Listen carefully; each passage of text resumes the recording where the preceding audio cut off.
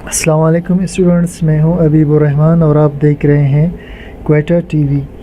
Students, आपको याद होगा लास्ट टाइम हमने अप्लाइड केमिस्ट्री का चैप्टर स्टार्ट किया था और उसमें हमने रेयॉन पढ़े थे यानी फाइबर्स। ठीक, तो आज इसका लेक्चर 2 हम डिस्कस करेंगे जिसमें हम प्लास्टिक्स को पढ़ेंगे। चलिए जी स्टार्ट करते हैं। सबसे पहले जो लफ्ज़ प्लास्टिक है ये एक ग्रीक वर्ड प्लास्टिकोस से निकला है। ठीक, एक ग्रीक वर्ड प्लास्टिकोस से निकला है और इसका मतलब है फिट फॉर मोल्डिंग। मोल्डिंग का मतलब है जिसे हम मोड़ सकें या जिसे हम अपनी मर्ज़ी से कोई शक्ल दे सकें, यानी फिट फॉर मोल्डिंग, अपनी मर्ज़ी से हम इसे कोई भी शक्ल दे सकते हैं।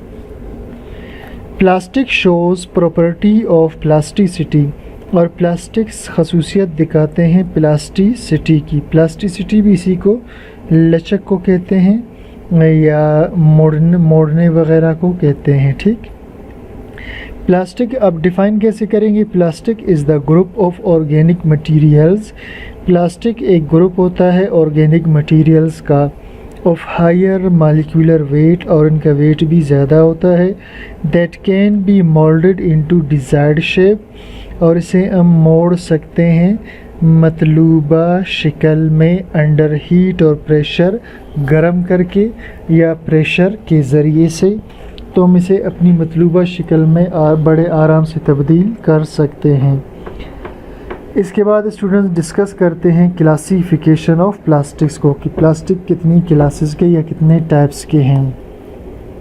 तो सबसे इसमें पहला है थर्मोप्लास्टिक्स और दूसरा है थर्मोसेटिंग प्लास्टिक्स। तो पहले हम डिस्कस करते हैं थर्मोप्लास्टिक्स को। जो थर्मोप्लास्टिक्स है इनको थर्मोसॉफ्टनिंग प्लास्टिक्स भी कहते हैं। थर्मोसॉफ्टनिंग, ठीक। अब ये दो लफ्ज़ हैं। थर्मो का मतलब है हरारत और सॉफ्टनिंग का मतलब है नरम हो जाना, हरारत पर नरम हो जाना। Soften by heat and remain soft, ये नरम हो जाते हैं गर्म करने पर और फिर रहते हैं नरम टिल इट इज़ हॉट, जब तक दोबारा गर्म किया जाए। यानी एक मरतबा आपने इसको गर्म किया तो ये पिघल जाएगा और लिक्विड फॉर्म में होगा, जब ठंडा किया सॉलिड फॉर्म में आएगा और फिर आप हीट करेंगे तो फिर लिक्विड फॉर्म में चला जाएगा। On cooling they regain their solidity, ठंडा करने पर ये दोबारा हासिल कर लेते हैं अपनी सॉलिडिटी को यानी रिजिडिटी या सख्ती को। They can be heated and cooled repeatedly, इन्हें बार बार गर्म और ठंडा किया जा सकता है, ख़राब नहीं होते।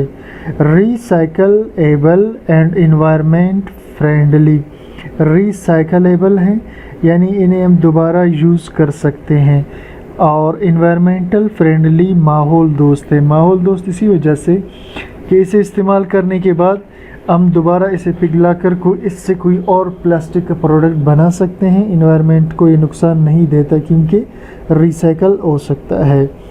फाउंड बाय एडिशन और कोपोलीमराइजेशन, और ये बनते हैं एडिशन से या कोपोलीमराइजेशन से। ठीक, एडिशन पॉलीमराइजेशन अब स्टूडेंट्स क्या होता है।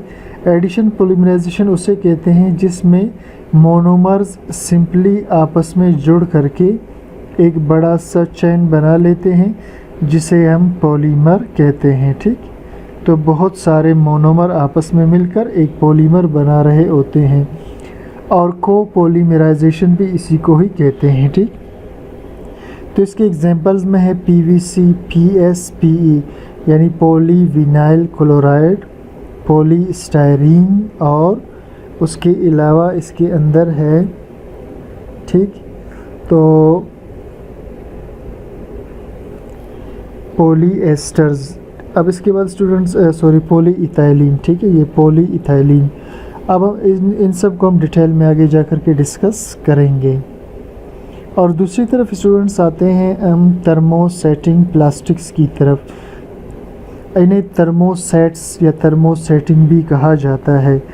अच्छा, अब ये होते किस तरह, सॉफ्टन ऑन हीट, ये नरम हो जाते हैं गर्म करने पर, and after cooling can not be soften again, और जब ठंडा कर लिया, ठंडा करने पर जब ये सॉलिड बन गए उसके बाद आप दोबारा उसे नरम नहीं कर सकते ईट करके। कंडेंसेशन पॉलीमराइजेशन से बनते हैं। और कंडेंसेशन पॉलीमराइजेशन स्टूडेंट्स उसी को कहते हैं कि जब दो मोनोमर आपस में जुड़ जाए तो उनसे पानी का मॉलिक्यूल रिलीज़ हो जाए। ठीक, इसी तरह जहाँ जहाँ मोनोमर आपस में जुड़े पानी का मॉलिक्यूल रिलीज़ होता जाए तो इसे हम कहते हैं condensation polymerisation. Permanent setting in nature, ये मुस्तकिल तौर पर सेट हो जाते हैं फितरत में, मतलब इसे आप जो शक्ल दे देंगे ये फिर उसी शक्ल में रहेगा, ईट करने पर चेंज शक्ल को नहीं करेगा। ये हार्ड हैं, ड्यूरेबल पायदार हैं, यानी सख्त हैं, पायदार हैं, ब्रिटल इन नेचर और ये हो सकता है चमकदार भी हों। Insoluble in organic solvent, organic solvents में जैसा कि बेंजीन है या पेट्रोल है, कोई भी ऑर्गेनिक सॉल्वेंट उसके अंदर ये इनसॉल्युबल है, हल नहीं होते। क्रॉस लिंक्ड स्ट्रक्चर, इनका स्ट्रक्चर क्रॉस लिंक होता है। अब क्रॉस लिंक स्ट्रक्चर से स्टूडेंट्स क्या मुराद है, ये देखिए जी मैं एक स्ट्रक्चर बना रहा हूँ, ये मोनोमर्स हैं, फिर ये मोनोमर इससे जुड़ा हुआ है, ये मोनोमर इससे जुड़ा हुआ है, ये इससे, इसी तरह ये मोनोमर इससे, ये इससे, ये इससे और ये इससे जुड़ा होगा। इस तरह बहुत सारे मोनोमर आपस में जुड़े हुए होंगे। ठीक, इस तरह से ये जो बीच में इनके बॉन्ड बन रहे हैं इस वजह से हम इसे कहते हैं क्रॉस लिंक्ड स्ट्रक्चर। और ये जो स्टूडेंट्स ये थे ये लीनियर स्ट्रक्चर बनाते थे। ठीक, ये लीनियर स्ट्रक्चर्स, ये लीनियर का मतलब है सीधा, ये सीधा स्ट्रक्चर बनाते हैं और ये इस तरह के क्रॉस लिंक स्ट्रक्चर बनाते हैं। इनके एग्जांपल में है फिनोलिक प्लास्टिक्स, मेलामाइंस, एपॉक्सी रेजन्स। तो इसमें से एक दो एग्जांपल हम यहाँ पर डिस्कस भी कर लेंगे। तो चलिए आगे चलते हैं। मैन्युफैक्चर ऑफ प्लास्टिक्स, प्लास्टिक्स की तैयारी। तो सबसे पहले है पीवीसी, ये जिसे हम कहते हैं पॉलीविनाइल क्लोराइड। ठीक है, पॉलीविनाइल क्लोराइड। अब आते हैं स्टूडेंट्स इसके स्टेप्स पर कि इसे किस तरह से प्रिपेयर किया जाता है, इसे किस तरह से तैयार किया जाता है। ठीक है स्टूडेंट्स, तो मैं आपको इसके स्टेप्स में इसके रिएक्शंस समझाऊंगा। ठीक है, तो आपने रिएक्शंस को समझना है कि किस तरह से ये बनता है। तो सबसे पहले होता क्या है कि हम कार्बन को मिलाते हैं कैल्शियम कार्बोनेट के साथ। कार्बन को मिलाते हैं किसके साथ, कैल्शियम। अब ये कार्बन हमारे पास स्टूडेंट्स कहाँ से आएगा, ये इसे हम कोयले से ले सकते हैं। और कैल्शियम कार्बोनेट कहाँ से आएगा, इसे हम चूने का जो पत्थर होता है उससे ले सकते हैं। यानी चूने के पत्थर और कोयले को, इसको जब हम आपस में मिला लेंगे, ठीक, इसको मिलाने के बाद तो ये बनाएगा एक कंपाउंड, उसे कहते हैं कैल्शियम कार्बाइड। क्या कहते हैं इसे, इस कंपाउंड का नाम है कैल्शियम कार्बाइड। तो ये बनाएगा कैल्शियम कार्बाइड और साथ में कार्बन डाइऑक्साइड गैस बना देगा जो उड़ जाएगा। ठीक, अब स्टूडेंट्स ये रिएक्शन हुआ कैसे, थोड़ा सा मैं आपको डिटेल बता दूं। देखिए ये कार्बोनेट के साथ 3 ऑक्सीजन है। ठीक, अब इसमें से होता ये है कि ये जो COO ये यहाँ कार्बन डाइऑक्साइड बन कर के उड़ जाएगा। बाकी कैल्शियम, ये जो कैल्शियम है, ठीक, ये इस कार्बन के साथ जुड़ जाएगा, यानी इसे हम बैलेंस कर लेंगे, यहाँ 2 लगा लेंगे तो ये इसके साथ कैल्शियम कार्बाइड बना देगा। इसी तरह से जब मज़ीद बैलेंस करेंगे तो कार्बन डाइऑक्साइड भी इसमें फिक्स हो जाएंगे। तो पहले स्टेप में स्टूडेंट्स क्या होगा कि कार्बन कैल्शियम कार्बोनेट के साथ मिलकर कैल्शियम कार्बाइड बनाएगा, साथ में कार्बन डाइऑक्साइड गैस बना देगा। अब ये जो कैल्शियम कार्बाइड है, नेक्स्ट स्टेप में ये कैल्शियम कार्बाइड ये रिएक्शन करेगा या इसे हम मिलाएंगे पानी के साथ। ठीक, अब पानी को स्टूडेंट्स में HOH की शक्ल में भी लिख सकता हूँ, वैसे ये H2O है। ठीक है, तो पानी के साथ जब हम इसे रिएक्शन करवाएंगे तो देखिए जी इसमें होगा क्या, ये जो कैल्शियम है ये OH के साथ मिलकर ये बना देगा कैल्शियम हाइड्रो ऑक्साइड। क्या बना देगा, ये बना देगा कैल्शियम हाइड्रो ऑक्साइड और 2 कार्बन 2 हाइड्रोजन के साथ जुड़कर, ठीक, ये बनाएंगे एसीटाइलिन। ये क्या बना लेंगे, एसीटाइलिन। ठीक है, ये एसीटाइलिन बना लेंगे जिसे हम इथाइन भी कहते हैं, ठीक। ऑर्गेनिक केमिस्ट्री में हम इसे इथाइन कहते हैं। एसिटाइलिन वही है जो वेल्डिंग, गैस वेल्डिंग वगैरह में यूज़ होता है, ठीक। और ये जो कंपाउंड बनाता है ये है कैल्शियम हाइड्रोक्साइड, ठीक है स्टूडेंट्स। इसके बाद नेक्स्ट स्टेप की तरफ चलते हैं। अब नेक्स्ट स्टेप क्या होगा? नेक्स्ट स्टेप में ये जो एसिटाइलिन बन गया था स्टूडेंट्स, ठीक है, ये जो एसिटाइलिन बन गया था, इस एसिटाइलिन को मिलाया जाता है हाइड्रोजन क्लोराइड के साथ। किस चीज़ के साथ? तो ये बन जाता है CH2, फिर डबल बॉन्ड CHCl, ठीक स्टूडेंट्स। यानी ये इसका जो हाइड्रोजन है स्टूडेंट्स, ये शिफ्ट हो जाएगा यहाँ पर, ये बन जाएगा CH2, ये बॉन्ड टूट जाएगा और ये CH और ये क्लोरीन एंड में आकर के लग जाएगा, ठीक। तो ये जो लग गया इस कार्बन के साथ, अब इसे हम कहते हैं विनाइल क्लोराइड। इसे हम क्या कहते हैं? Vinyl chloride. अब स्टूडेंट्स के नाम में देखिए यहाँ पर आपको विनाइल क्लोराइड मिलता है, ठीक। तो बहुत सारे विनाइल क्लोराइड, पॉली का मतलब है कई या बहुत से, तो अब बहुत से विनाइल क्लोराइड आपस में, ये वाले आपस में जुड़ेंगे तो ये बना देंगे क्या चीज़? Poly vinyl chloride. क्या बनाएंगे? ठीक है। अब मैं इसको, ये जो CH2 यानी पॉलीविनाइल क्लोराइड है, इस तरह के बहुत सारे कंपाउंड, ठीक है, आपस में जब जुड़ जाएंगे, N का मतलब है बहुत सारे, ठीक है, ये जब आपस में जुड़ जाएंगे स्टूडेंट्स तो ये इस तरह से जुड़े होते हैं। देखना, ये जो CH2 है पहला वाला, ये, इसके बाद ये डबल बॉन्ड टूट कर सिंगल हो जाएगा, ये CH, और उसके बाद ये Cl, ठीक है। ये मैं इसको इस तरह से बना लेता हूँ, ठीक है। यानी ये एक मोनोमर है इसका। ये क्या है? ये इसका मोनोमर है। तो इस तरह के बहुत सारे आपस में जुड़े हुए होंगे, ठीक है।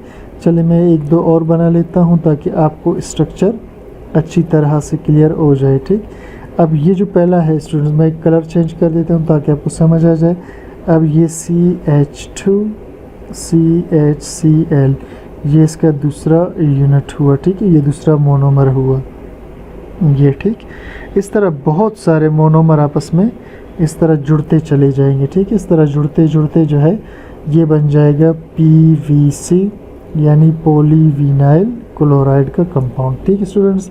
अब सेकंड हम आते हैं दूसरे कंपाउंड की तरफ जो कि है पॉलीइथाइलिन, ठीक है। ये थोड़ा सा मैं इसको बना, पॉलीइथाइलिन। अब पॉली का मतलब है कई और इथाइलिन को कहते हैं, ठीक है, CH2 इसे हम इथाइलिन कहते हैं। अब इसमें होता है क्या स्टूडेंट्स, इसमें हम लेते हैं इथाइलिन को और इथाइलिन होता है CH2 डबल बॉन्ड फिर CH2, ठीक। इसे हम ईथीन भी कहते हैं, ठीक। क्या कहते हैं इसे? ईथीन। तो ये बहुत सारे ईथीन आपस में मिल जाते हैं, ठीक। 400 सेंटीग्रेड इसको टेम्परेचर दिया जाता है और 100 पाउंड्स पर स्क्वायर इंच का इसे प्रेशर दिया जाता है और 0.01% ऑक्सीजन भी इसमें डाला जाता है। इसके अलावा इसमें कोई कैटलिस्ट भी यूज़ किया जाता है। तो ये सारे कंडीशंस जब अप्लाई करते हैं तो ये जो ईथीन है ये सारे इस तरह से, देखना, ये CH2 फिर CH2, ये स्टूडेंट्स, ठीक, ये और ये इस तरह बहुत सारे CH2 आपस में जुड़ते चले जाते हैं और इसे हम कहते हैं पॉलीइथाइलिन। इसे क्या कहते हैं? पॉलीइथाइलिन। या जो आम प्लास्टिक बैग्स जिसे हम शॉप पर इस्तेमाल करते हैं ये वही वाला है, ठीक है स्टूडेंट्स। तो ये था प्रिपरेशन किसका? पॉलीइथाइलिन का, ठीक। अब देखिए स्टूडेंट्स, एक चीज़ आपने गौर किया, ये जो पॉलीइथाइलिन बना इसमें भी कोई वाटर मॉलिक्यूल रिलीज़ नहीं हुआ, तो ये क्या है? ये एडिशन पॉलीमराइजेशन है। क्या है? Addition polymerisation. बिल्कुल इसी तरह यहाँ पर भी आप देखिए कोई वाटर मॉलिक्यूल रिलीज़ नहीं हो रहा, तो ये भी एडिशन पॉलीमराइजेशन है। इसके बाद हम चलते हैं तीसरे एग्जाम्पल की तरफ जो है टेफ्लॉन का। अब स्टूडेंट्स, टेफ्लॉन को कैसे बनाया जाता है? इसमें हम क्या करते हैं, इसमें हम लेते हैं CHCl3, ठीक है। क्या लेते हैं? CHCl3, ठीक है।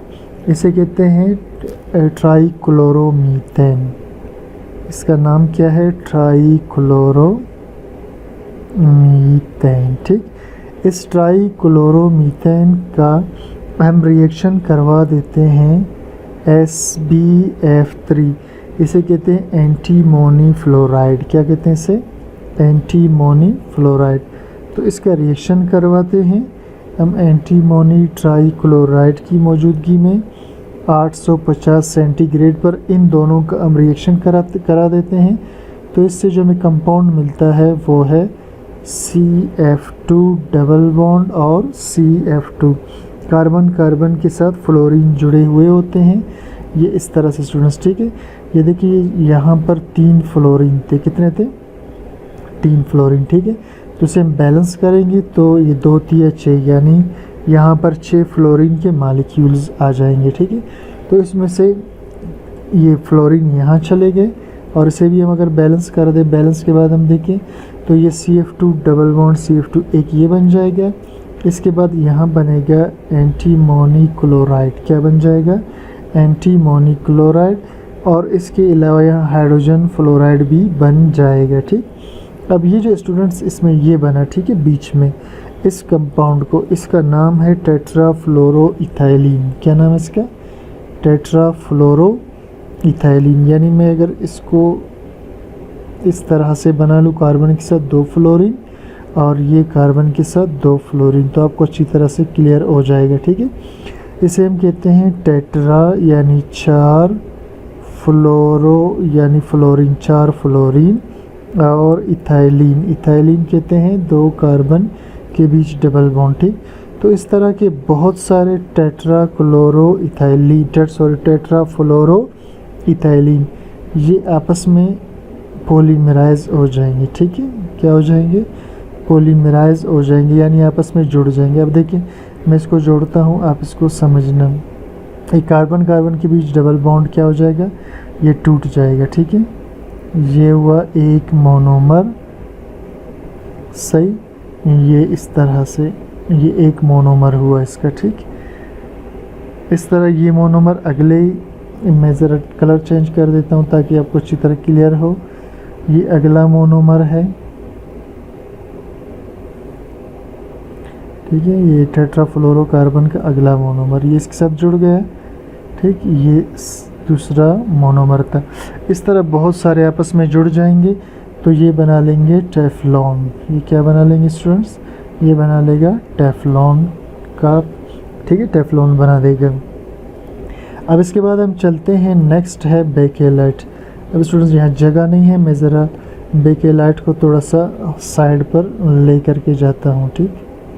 यहाँ हम इसको डिस्कस करते हैं। चलिए जी स्टार्ट करते हैं बेकेलाइट को। तो बेकेलाइट क्या होता है इसे हम डिस्कस करते हैं। अब ये स्टूडेंट्स कंडेंसेशन पॉलीमराइजेशन से बनेगा, ये जहन में रखना। पहले जो 3 हमने डिस्कस किए वो एडिशन पॉलीमराइजेशन के मिसालें थी, यानी उसमें कोई भी वाटर मालिक्यूल रिलीज़ नहीं होता था, लेकिन यहाँ पानी का मालिक्यूल रिलीज़ होगा। अब इसमें स्टूडेंट्स लेते क्या हैं? इसमें हम लेते हैं, ठीक है, ये बेंजीन के रिंग के साथ OH लगा हुआ है और इस कंपाउंड को हम कहते हैं फिनोल, और फिनोल मिला होगा फॉर्मल्डिहाइड के साथ। इस कंपाउंड का नाम है फॉर्मल्डिहाइड, ठीक, फॉर्मल्डिहाइड। तो फिनोल मिलेगा फॉर्मल्डिहाइड के साथ। इसका जब रिएक्शन होगा तो ये बनाएगा, ये स्टूडेंट्स OH यहीं पर लगा होगा। ये जो फॉर्मल्डिहाइड है ये इधर आकर के इसके साथ लग जाएगा, ठीक है, ये इधर आकर के लग जाएगा। तो ये बना लेगा CH2 और उसके साथ OH, ठीक है, यानी CH2OH बना देगा। ये कार्बन के साथ 2 हाइड्रोजन, और ये वाला कार्बन जब यहाँ आकर के लग जाएगा स्टूडेंट्स तो यहाँ से एक हाइड्रोजन रिलीज़ होगा और वो हाइड्रोजन वो हाइड्रोजन यहाँ आकर के लग जाएगा, ठीक है। तो इसे हम कहते हैं मोनो मिथाइलोल। क्या कहते हैं इसे? मोनो मिथाइलोल, ये LOL है, ठीक है। मोनो मिथाइलोल फिनोल बन जाएगा। अब सेकंड स्टेप में हम क्या करते हैं, ठीक है, ये जो मोनोमिथाइलोल फिनोल है, ठीक है, इसे भी हम ले सकते हैं बेकेलाइट बनाने के लिए। इसके अलावा स्टूडेंट्स हम फिनोल को लेकर, ठीक है, इसका रिएक्शन करवा सकते हैं एसिड एल्डिहाइड के साथ। ये फॉर्मल्डिहाइड था और इसका रिएक्शन इसे हम कहते हैं एसिड एल्डिहाइड, ठीक है, एसिड एल्डिहाइड। इसके साथ रिएक्शन करा करके भी हम यही कंपाउंड हासिल बेकेलाइट बना सकते हैं, ठीक है। बेकेलाइट बनाने का प्रोसेस स्टूडेंट्स आगे हम डिस्कस करेंगे। तो ये हुआ फिनोल। अब ये 3 मालिक्यूल्स हम लेते हैं एसिटल्डिहाइड के। एक मालिक्यूल यहाँ लगा हुआ है, ये CH2OH, और एक इसका यहाँ आकर लगेगा CH2OH, ये बिल्कुल ऊपर वाले की तरह है, और एक यहाँ आके लगेगा CH2OH, ठीक। इसे कहते हैं ट्राई मिथाइलोल फिनोल। क्या कहते हैं इसे? Trimethylol phenol. ये स्टूडेंट्स ये वाला ट्राई मिथाइलोल फिनोल और ये मोनोमिथाइलोल फिनोल, इनको हम यूज़ कर सकते हैं बेकेलाइट बनाने के लिए। तो यहाँ हम यूज़ करेंगे इस कंपाउंड को, ये जो ट्राई मिथाइलोल फिनोल है, ठीक। अब होता क्या स्टूडेंट्स, इस तरह के बहुत सारे कंपाउंड्स। अब देखिए मैं इसमें से 2 बना लेता हूँ यहाँ, ये बल्कि 4 बना लेता हूँ, ठीक है, ताकि आपको अच्छी तरह से समझ में आ जाए। स्टूडेंट्स लेक्चर जो है काफ़ी लंबा हो जाएगा, लेकिन क्या करें, अच्छी तरह से समझाए बगैर लेक्चर का मज़ा भी नहीं आता। तो मैं समझा तो लूँगा अच्छी तरह, लेक्चर चाहे लंबा भी हो जाए। तो ये हुआ एक बेकेलाइट। अब देखना मैंने मिलाता हूँ, ठीक है, कैसे मिलेंगे आपस में। ये एक बेकेलाइट ने, ये ट्राई मिथाइलोल फिनोल, ठीक है, ये एक हुआ, और ये दूसरा हुआ CH2OH, यहाँ हुआ CH2OH, और यहाँ भी हुआ CH2OH, ठीक। इसी तरह मैं नीचे भी इसके 2 कंपाउंड्स बना लेता हूँ, ठीक। ये यहाँ मैं OH नीचे की जानिब बना लेता हूँ, ठीक। इससे कोई फ़र्क नहीं पड़ता नीचे बनाए या ऊपर बनाए। CH2OH, ये CH2OH और ये CH2OH, ठीक। बिल्कुल इसी तरह एक ट्राई मिथाइलोल फिनोल में यहाँ बना लेता हूँ, इसमें भी OH को मैं नीचे लगा लेता हूँ। ये CH2OH, ये CH2OH और इधर CH2OH। अब स्टूडेंट्स इसमें गौर करना कि ये रिएक्शन कैसे होगा। देखिए यहाँ से OH और यहाँ से H निकल जाएगा, ठीक है। बिल्कुल इसी तरह यहाँ से OH और यहाँ से H निकल जाएगा, यहाँ से OH और यहाँ से H निकल जाएगा, और यहाँ से OH और यहाँ से H निकल जाएगा। इस तरह वाटर मालिक्यूल यहाँ से निकल जाएंगे, ठीक है। अब गौर करें, एक वाटर मालिक्यूल यहाँ से निकल रहे, एक यहाँ से निकल रहा है, एक यहाँ से निकल रहा है, और एक यहाँ से निकल रहा है। अब वाटर मालिक्यूल जब निकल जाएगा, फिर मैं इसको जोड़ता हूँ, ये बॉन्ड किस तरह से बन रहा होगा, ठीक। यहाँ से, यहाँ से, यहाँ से और यहाँ से पानी का मालिक्यूल निकल जाएगा, ठीक है। इधर ये पानी का मालिक्यूल यहाँ से निकल जाएगा, ठीक। अब पानी के मालिक्यूल हम रिमूव कर लेते हैं, ठीक है। फ़र्ज़ करें यहाँ पर कितने 4 पानी के मालिक्यूल्स रिलीज़ हो रहे हैं। अब मैं इनको एक मरतबा मिठा लेता हूँ पानी के मालिक्यूलों को, ठीक है। मैं इसको एक बार ये ऑक्सीजन में इधर छोड़ देता हूँ। यहाँ से भी ये पानी का मालिक्यूल निकल गया, यहाँ से भी ये पानी का मालिक्यूल निकल गया, ठीक। और यहाँ से भी जो है ये CH2 यहीं रहेगा, और यहाँ से भी ये पानी के मालिक्यूल निकल गया, ठीक है स्टूडेंट्स। अब देखिए ये पानी के मालिक्यूल यहाँ से सारे निकल गए। अब इसके बाद क्या होगा, ठीक है, ये जो है CH2 एक इसमें से निकल जाएगा। ये CH2 जो है, अगर आप इस पर गौर करेंगे तो ये ठीक है, कार्बन है, इसके साथ एक ऑक्सीजन है और 2 हाइड्रोजन है। तो ये फॉर्मल्डिहाइड हैं, क्या हैं? फॉर्मल्डिहाइड हैं, ठीक है। तो ये फॉर्मल्डिहाइड यहाँ से कम्प्लीटली निकल जाएगा, ठीक। यहाँ से ये फॉर्मल्डिहाइड कम्प्लीटली निकल जाएगा, यहाँ से भी एक फॉर्मल्डिहाइड कम्प्लीटली निकल जाएगा, ठीक।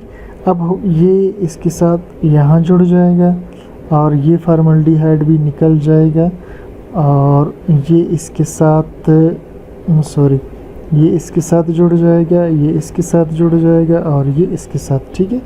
तो इस तरह ये इसको मैं यहाँ से लाइन लगा लेता हूँ, क्योंकि बाद में ये जो OH है ये भी निकल जाता है, ये भी निकल जाता है, ये भी निकल जाता है, ये भी, ठीक है।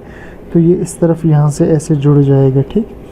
तो इस तरह ये बैकलाइट बन जाता है, ठीक है। ये बैकलाइट बन जाता है, ठीक है। बैकलाइट क्या चीज़ है? ये नॉन कंडक्टर होता है बिजली वगैरह का, ठीक है। और ये हाई टेम्परेचर पर भी बहुत ही ज़्यादा स्टेबल होता है। इससे हम बिजली के स्विच वगैरह बनाते हैं, प्लेट्स वगैरह बनाते हैं और दूसरे इलेक्ट्रॉनिक्स की चीज़ें बना रहे होते हैं।